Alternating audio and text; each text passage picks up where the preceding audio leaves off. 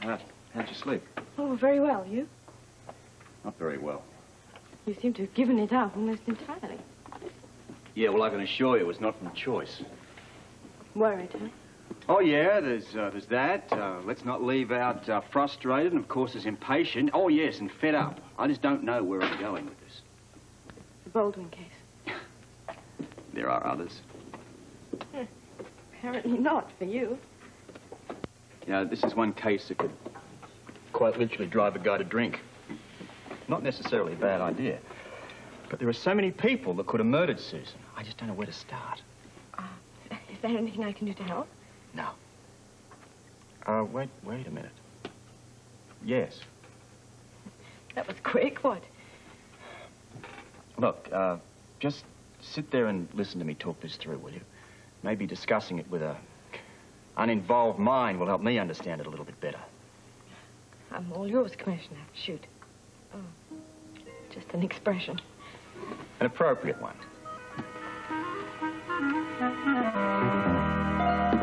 Right. Now, first on a long and lengthy list of suspects, we have one Alice Grant. She has the best motive. The will? Right. She passed go, got all the money. She was at the site of the murder that night, and she said she left there around about 9:10, went to Kelly's by bus. What time was Susan killed? We don't know exactly. It was between 9 and 10. We're trying to narrow it down more now. Well, shelve Alice until you do, and find out exactly what time she left Susan's house. Well, yeah, you seem to have a knack for this. It's just common sense. Yeah, well, hunches play a big part in it, too. Now, although I don't have any heavy evidence on her, she's still my best suspect. For now. For now, let's not sneeze at that. I mean, there are still a lot of unanswered questions regarding that watch pin. Why? Now, that brings us to the next suspect. Alice's delightful daughter, Heather. This one has the potential to make Lizzie Borden look like the flying nun. Now, she's known to have hated Susan. Thanks, love. Possibly in collusion with her husband on some sort of a forgery scheme. Oh, incidentally, Carlson from the bank, he's bringing over some information on that. Where? Well, he's bringing it here. I hope you don't mind. Look, for the time being, this place is going to have to serve as both office and residency. Where was I? Heather. Was she with Susan the night of the murder? She won't admit to it, but we found a lipstick of hers at that site. Now, it had to have been dropped there that evening. So that means that she's either covering for herself or for somebody else. What I figure. You sure you haven't done this before? Well, I'm yet from the other side of the street, yes. Who are your other suspects? Well, all right. Quartermains. They've got to be high on the list. They all wanted her out of the way. For the same reason? Well, I don't know. Well, I think so. Looks like it. Anyway, from what I can gather, Jackie was going to get some sort of information of Susan on the family the night that she got killed. Now, from what I understand, this story would not have extolled the virtuous name of Quartermain such as this. So they may have wanted her shut up before the whole sordid business became public. And, of course, they owned the gun which killed Susan. That still doesn't tell you which of any of them is your murderer. Yeah, right again. Look, I've got a better idea. Why don't I just simply stay home and clean up the kitchen and you can head up the investigation? I might do such a good job they'd make me commissioner. Anyway, is that all your suspects? Last but not least, there's one Scotty Baldwin. He was the last person to see the victim alive, or at least so he says. Was also seen arguing with Susan, and, well, she was known to have been about to prosecute him on some sort of forgery charge. Sounds pretty convincing. What's his story? Scotty claims to have resolved his differences before he left. What time was that? No, he says between about 9:15 and 9:30. And, of course, he swears she was alive. He'd be stupid to say otherwise, wouldn't he?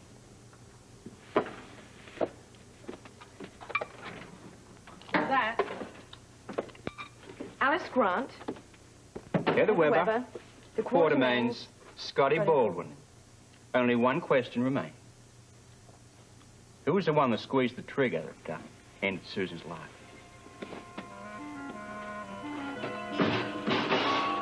Don't leave the front door open.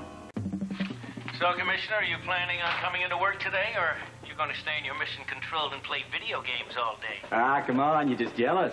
No, I'm just grateful, very grateful. Because when you're not around, we get a lot more work done. Oh, such as? Well, not so much so far today. Yeah, well, in that case, you won't mind if I drop in later.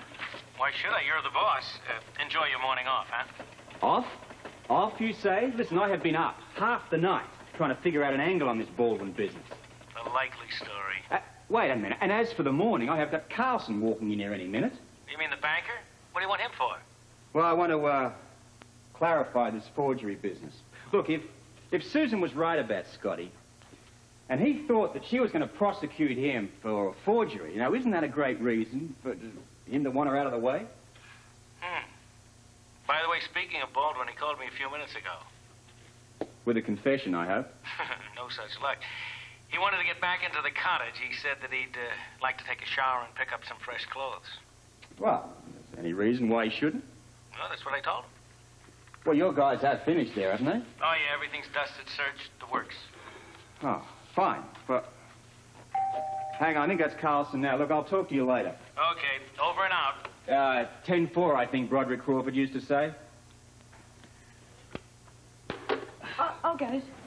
Are you going out? Yeah, I have a few errands to run. Well, make sure you have fun. Good luck. Listen, I want to thank you for listening to my, ramblings this morning.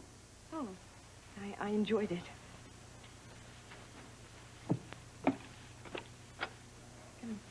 Thank you. Please come in.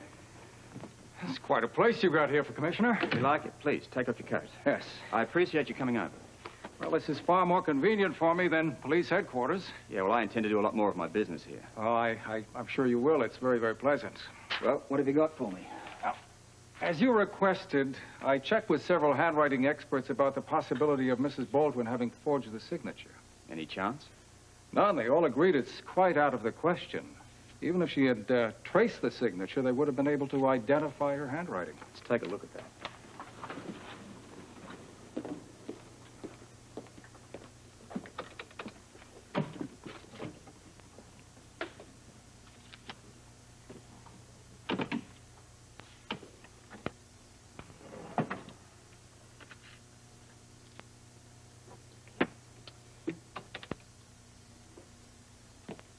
That's Mrs. Baldwin's real signature on the top.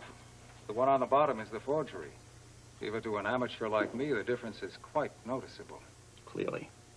Now, you see, when you place one on top of the other, it becomes very obvious they were written by different hands. Yeah, I'd say so. Well, is that proof enough for you? Well, proof that Susan didn't sign power of attorney, but not proof that Scotty did, right? That's correct, but the very fact that Mr. Baldwin was really the only one who stood to gain surely casts him in a suspicious light. Well, it seems that way. And then there's also the matter of the phone call. Right. Now, we've agreed that the voice on the end of that phone could have been anybody. All I needed was simple confirmation of the switching of power of attorney. I never thought it was anyone but Susan. Now, let's go back to when you called. Correction, when he called. Wait a minute, excuse me. You said he? Yes, Mr. Baldwin placed the call. Then he could have been calling anywhere. I suppose so. I guess I should have been more cautious. All right. When was your last contact with Scotty? Later, after Susan confronted him with the truth. He did everything but stand on his head to get me to drop the whole matter. Interesting. Clear cut, if you ask me. Obviously, Susan's husband forged her signature to gain her power of attorney. And the right to invest Jason's money in practically anything.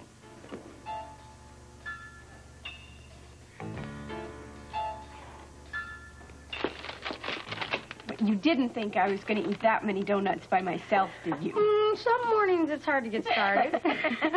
Yes, well, in that case, I will give these to my husband in the clinic, and I will be back. Oh, no. More donuts. Yeah, more donuts, more donuts. Morning. Hi. Well, if it isn't, oh, what's her name? You know, my ex-tenant? I tell you, Les, once they no longer need you, they forget all about you. They never come and visit and say hello. Well, why do you think I'm here? It's certainly not for your coffee. You drink tea. Right, I confess. I can't live without your tea. You got it. It's been a long time. Yeah, too long. How's everything going for you? Oh, fine. I'm taking it every day, as it comes. That's good. I guess you and Robert are probably getting settled in by now, huh? Yeah, pretty much. He should be pretty busy with this murder investigation. He is. In fact, he was out most of last night working on it. Well, everybody at the hospital is talking about it. It seems astonishing how many lives Susan's death has touched. It's the same down here. She seems to have made an awful lot of enemies. Of course, we're very close to Alice Grant, so I'm more concerned about her than anyone because this is very difficult for her. You were here with Alice on the night of the murder, weren't you?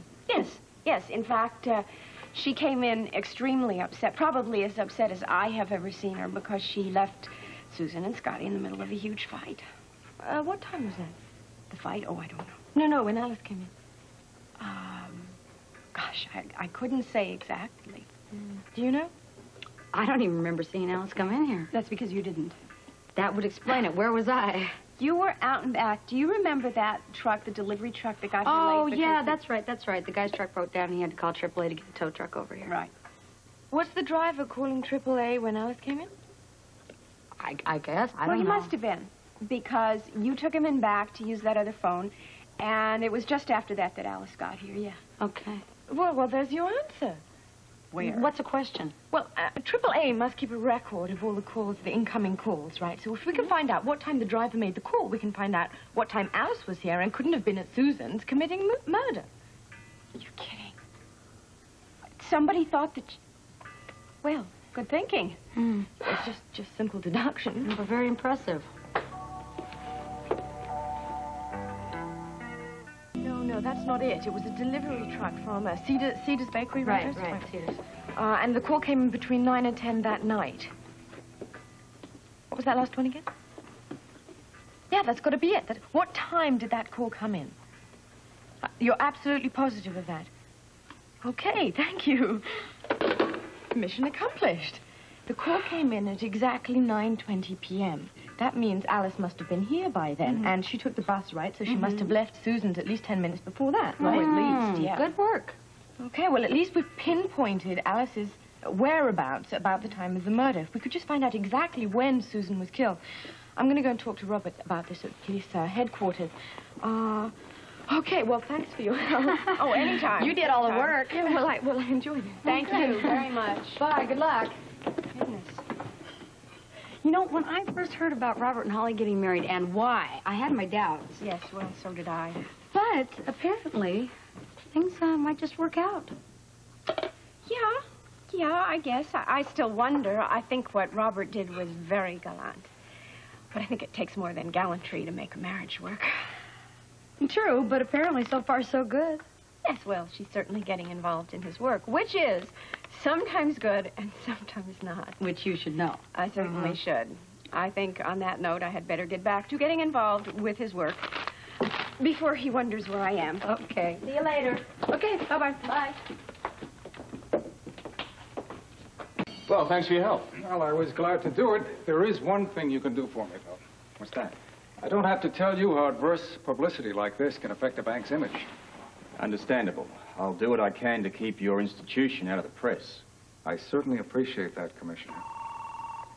Oh, you have business. If you need me for anything, please don't hesitate to call. I won't.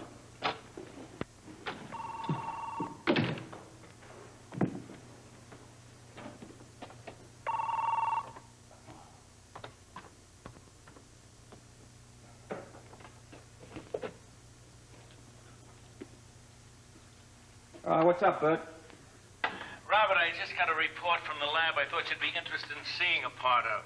By raising the indentations on a notepad that we took from Susan's cottage, the fellas have come up with a message that Susan wrote. It's good work. Listen, put me across to the data room and have them put it up. Will do. Punch up that note for the commissioner.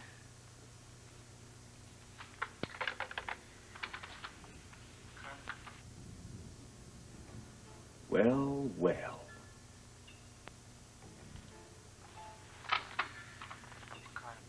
How about that? Looks like we're back to the bereaved hubby again. I think I'll pay Scotty Baldwin a visit.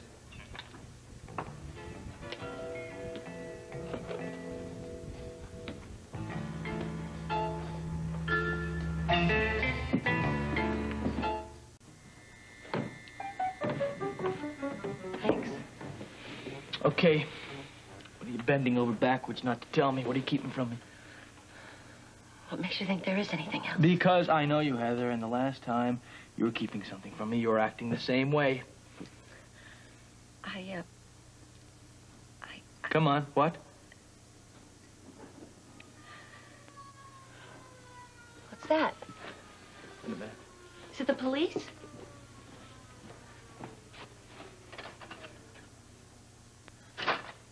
Scorpio. I want you out of here. No, I'm staying here, No, Scotty. no. I'll tell you about it all later, what happens, all right? Come on, we've got to stick together. Will, I'll tell you all about it later. Scotty, I thought we were partners. We are. You're just a silent one.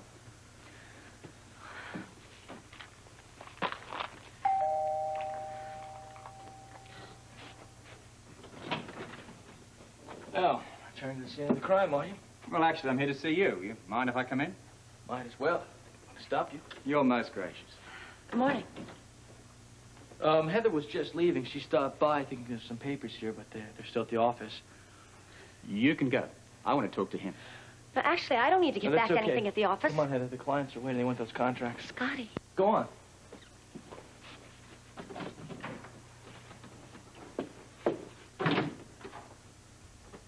Now, what can I do for you? Run the forgery bit by me again. I thought I explained it to you last night. In that case, why did Susan write herself a note to call the bank regarding that forgery? Because she wanted to drop charges against me. You trying to tell me that she was prepared to forgive and forget, is that That's it? exactly right. She decided not to pursue it. In that case, why did you take the note? What? It's the first I've heard about that. Well, somebody must have taken it, and you were the last one here, as far as we know. No, except for the murderer. All right. Exactly. That's the reason I want you to come downtown with me and ask her a few questions. Formally? If by that, do you mean do you require a tuxedo, the answer's no. No, I mean, if you're pressing charges, I want to have a lawyer present. Any way you want it, Scotty, just so long as we do it my way and I get answers. Fine. I have nothing to hide. Lead the way. There's a squad car out there. I'll be there in a minute. All right, fine.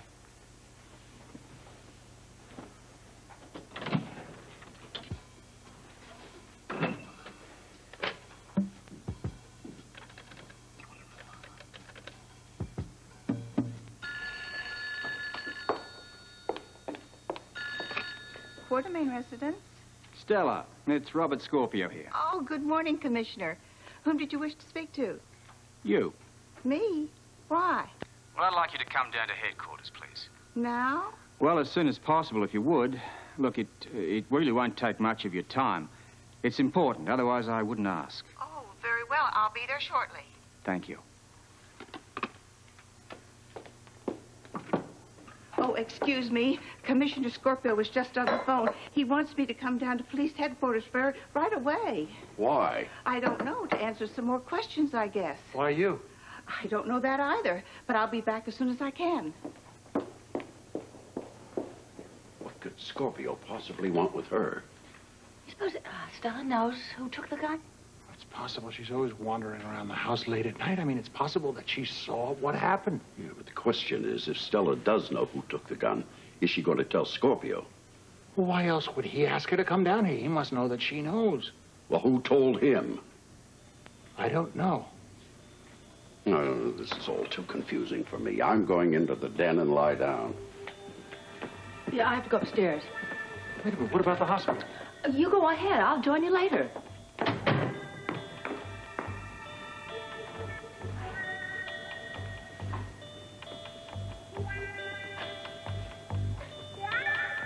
All right, let me put it this way.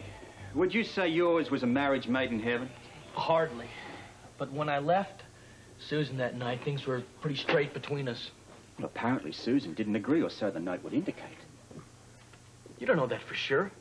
And I'm finding it harder to believe that everything was sweetness and light with you either. What do you want from me? Humor me. How about a bit of truth, just for a change? What do you think you've been getting from me, Scorpio? Enough to keep me working, but not enough to incriminate you. God's sakes, man, I don't even own a gun. So what? So what? How could I have shot her without a gun? You could have gotten one. Yeah, well, that's very easy for you to check out. Why don't you call up the firearms department, get some clerk down there to check it out, but I'll save you the trouble. I've never bought a gun in my life, okay? Maybe you borrowed one. What am I, gonna walk up to somebody on the street and say, man, let me borrow your piece, I want to blow somebody away? Who says you'd even bother to borrow one? Wait, now you're saying I stole the gun? What I'm saying is that you could have borrowed it and then conveniently left it behind at the scene of the crime. I don't even know anybody that's got a gun. Quartermains, perhaps. Oh, man, you're crazy. You had access. The gun was in the desk drawer and you were there alone. You're really guessing now. You denying it? Look, I don't have to because this is as far-fetched as the rest of this trumped-up cardboard case you're trying to pull here. I don't think so, Scotty. Well, then you prove it. I thought you'd never ask. Send her in. Now what? Ah, Stella. I believe you two know one another. Yes, sir. Now, would you kindly refresh Mr. Baldwin's mind for him, please? Oh, don't you remember, Mr. Baldwin? I don't know what you're talking about, Stella. Well, you needed a pen, and you went into the den to find one on the desk. You gave it back to me before you left the house. Suddenly, it all comes back to you. Thank you, Stella. That'll be all. That's all? Oh, it's more than enough, darling. Now that your memory is suitably lucid, is there anything else that you may have forgotten to tell me? I want a lawyer. I wasn't thinking of that. Are you denying me from having a lawyer, Scorpio? I'm asking you if it may not be a little premature. No. Just want to be careful, that's all. That's your prerogative. Be my guest.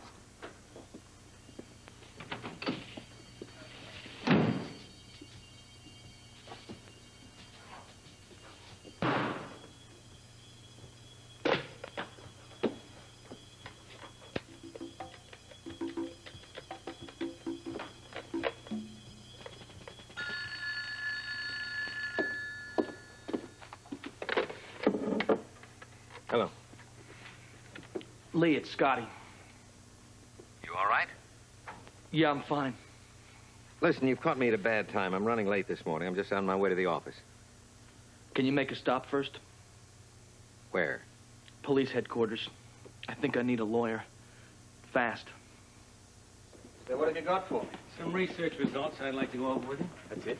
Oh, and a surprise visitor. No, I can't handle any more surprises. Oh, no, this one you're going to like. Waiting in my office. Not another suspect, I hope. No, wait, look, before we go, would you mind telling me why you broke off your interrogation of Scotty Baldwin in the middle there? I Did you feel you'd worn him down? Yeah, I think I bored him to death. He rang up his lawyer. Well, that's something. Yeah, another delay. No, I think you're getting to him. He's getting to me. What are you doing here? Something wrong? No, I've been conducting a little research. I thought you might like to hear about it. Oh? Well, anything to take my mind off this case. Then this won't help you. I've been able to pinpoint the exact time that Alice arrived at Kelly's on the night of the murder. How? Well, Rose was in the back with the delivery truck driver. He was calling AAA for a tow. They were able to give the exact time of the phone call. You're amazing. Well, come on, what is it? 9:20, which means that Alice must have left Susan's at about 9:10, just like she said. What do you think? Well, I think that if there's a reward going for information, you're in for a piece of it. I'd say a very large piece. There's something else? Well, what Holly found out confirms our research that a city bus stopped by Harborview Road at 9:10 that night. We got the exact time from the driver's log. Right, so now we know where Alice was anyway. Yes, and we also know a lot more. I got that report on the bathtub overflow. This should interest you very much. By measuring the speed at which the water was flowing into the tub. Now, you realize that takes into consideration the volume of the tub and the displacement. Et cetera, et cetera. The boys have determined that for the water to be leaking through the ceiling when Susan's body was found, water had to be turned on at 9:20 to cause overflow at 9:35 and flooding by 9:45, and that's when Jackie showed up. You care to condense that for me? Okay, I'll try. Now, assuming that a live person is standing in a bathroom, they're not about to let a tub flow over, right? Right. So a live person turned on those faucets, which leads us to believe that Susan Baldwin was murdered between 9:20 and 9:35. Which lets Alice off the hook completely. Thanks to you. All right, now, Alice's alibi is solid. And especially when you consider the watch pin, which she dropped at the cottage at around 9:10. So that eliminates one suspect. And tightened the noose around another. Who? The only person who admits to being in that cottage between the times of 9:15 and 9:30. One Scotty Baldwin. Well, My lawyer's on his way. Well, while you're here, you While I'm sitting here, I'm going to stare at the walls because I'm not saying anything more. That's your legal right. Enjoy the decor.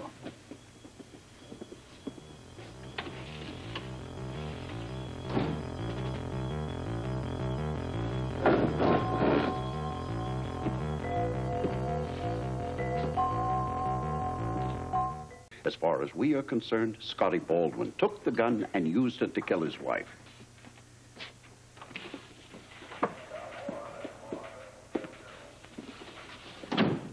Scotty? Lee. You all right? I'm better now. Thanks for coming so quick. So what's this all about? I'm being framed for Susan's murder. Framed?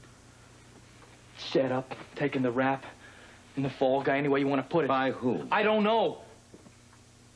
Well, that doesn't really come as a surprise. I mean, you're not exactly known in this town for your sterling character. Listen, can we not go into that right now? It's not irrelevant, Scotty. All right, look, I know you don't think too much of how I conduct my business. Oh, that's putting it mildly. But this is serious, okay? I'm in trouble. I'm in big trouble. I realize that. I need a lawyer. I'm it? I hope so. I think you'd better ask somebody else to represent you. No, wait a minute. Come on, I want you. Why? This town is full of it. Because you're the best. And you're my father. That suddenly counts for something, does it? It's always counted for something. Okay. You sure have a funny way of showing it. That was in the past, okay? No. I have the scars, Scotty. And these don't go away, not ever. I know, Lee. I know I've been out of line, okay? Is that what you call it? You damn near destroyed me. And all you can say is that you were out of line, huh? I'm sorry, really. It's not enough, son. Look, can't you just put this aside and help me out? Open up all the old wounds. Who helps me, then? It's going to be different this time. Scotty, a father-son relationship is not something that you just sort of put on and then let go at your convenience like a role in a play. You burned all of our bridges a long time ago, and I just don't think I have the heart or the desire to build them again. What if my life is on the line? What if mine is? Because it is. Okay, fine. Forget about it. I just forget that I'm your son. Just think that I'm some poor sucker that needs an attorney right now, needs the best that I can get. I know that you don't approve of my character, but I'm entitled to due process just like anybody else. All right? All right, now, is your justice, is it just restricted to the Boy Scouts? Now, you've handled enough criminal cases. You know that you're not always dealing with the cream of society, that the bottom of the barrel is entitled to some kind of rights, too. That's true.